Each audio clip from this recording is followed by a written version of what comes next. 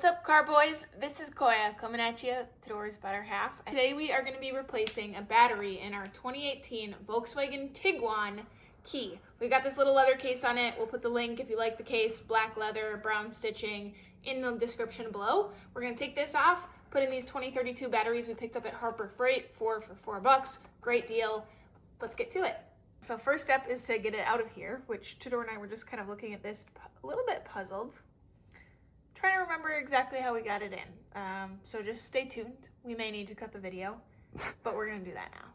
All right, here's what you're gonna do. Up at the upper top corner of the key, you're gonna pull the leather back a little bit, push the key up through the bottom, and just like that, we have access to the back portion where we can put in the battery. Okay, so we are just gonna unlock the key. You don't even need to pull this all the way up. Put your thumb here, pop up the back lid, and you will see the battery back here. So now I'm just gonna remove the battery. Pretty easy, just push up, pop out.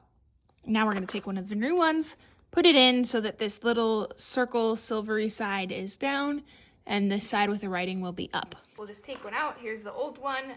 So we just put it in, kind of slide it up, and then it clicks into place. Put the back on, and we are good to go.